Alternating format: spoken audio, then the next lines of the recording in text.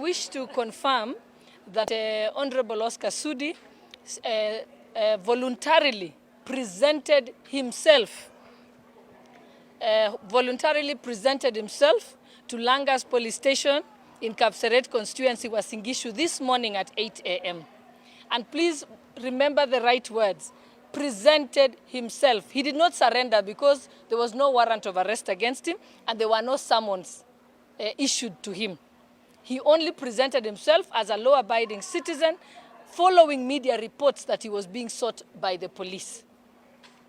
Upon presenting himself, he was booked at 8 in the morning, which means that he will be presented in court as required by law by at least 9 o'clock tomorrow morning, because the time starts running from the time he's booked, 24 hours.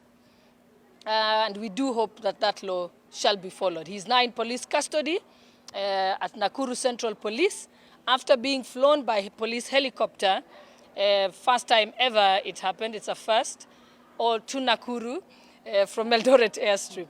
I also want to say that we were very apprehensive in Uasin Gishu County on the Friday night when the police raided Oscar SUDI'S home.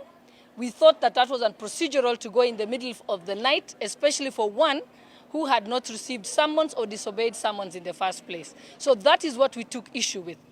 If they had made a phone call and told him, present yourself to the police station, he could have done it. And therefore we believed that it was provocation of the highest order.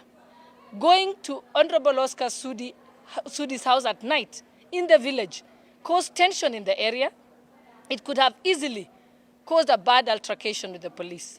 But we thank God and are grateful to Honorable Oscar SUDI, who appealed to his constituents to exercise restraint, which they did, and at no time did they have any problems with the police whatsoever. That shows that the residents of Kapseret have matured and that they know clearly that they will follow the law. The only problem was that it was done at night. But now that he presented himself, he's in police custody, we have no objection to that. We are waiting for him to be put in court. All we are asking for is due process, because that is very important.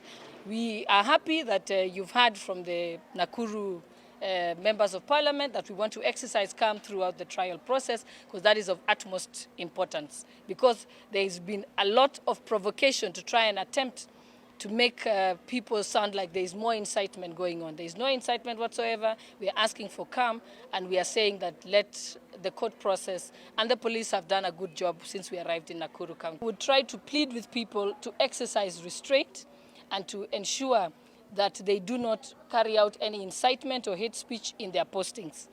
But also I would ask NCIC to do their job, because that is the job of NCIC. In fact, NCIC is wasting time with somebody like SUDI. A personal insult, if it is one, does not amount to hate speech. At most, it can be slander. And therefore, if someone criticizes me, that doesn't amount to hate speech or incitement. Incitement is when you incite one ethnic group against another or one race against another.